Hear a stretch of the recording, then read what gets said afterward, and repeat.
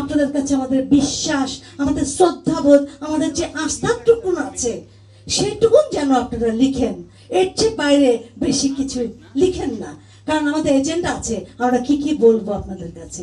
আমরা প্রত্যেকটা পেপারই পড়বো, প্রত্যেকটা টেলিভিশনই দেখবো। আমরা যদি দেখি আমরা বলা যেটা বলিনি সেগুলো আসছে, সেটা কিন্তু আমরা অনেক কষ্ট পাবো। এই 15 বছর অনেক কষ্ট করেছি।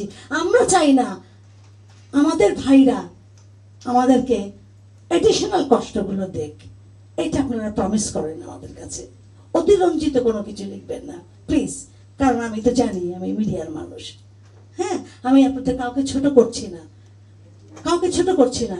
ওই যে বললাম, আপনাদের প্রতি অনেক আস্থা, অনেক বিশ্বাস, অনেক শ্রদ্ধা নিয়ে আমরা আজকে আপনাদেরকে ডেকেছি। শুধু আমাদের যা বলবো সেই কথাগুলো যেন আপনাদের মাধ্যমে, কারণ আপনারাই মাধ্যম।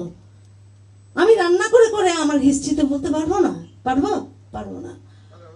কাজে আপনারাই আমাদের মাধ্যম, আপনারাই আমাদের সব। আমার বিশ্বাস এখানে নিশ্চয়ই কারো না কারো আত্মীয় আছে, বাট আপন বোন কেউ নেই। আজ থেকে ভাবেন যে আমরাই আপনাদের আপন বোন। সেটা ভেবে অন্তত আমাদের সম্পর্কে আমরা যা চাই সেটাই লিখবেন আপনারা, এইটুকুনি আমরা আশা করব। Thank you so much.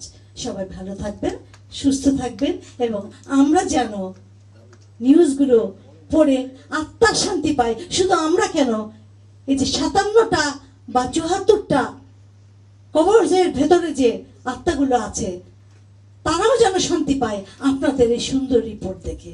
আল্লাহ হাফেজ।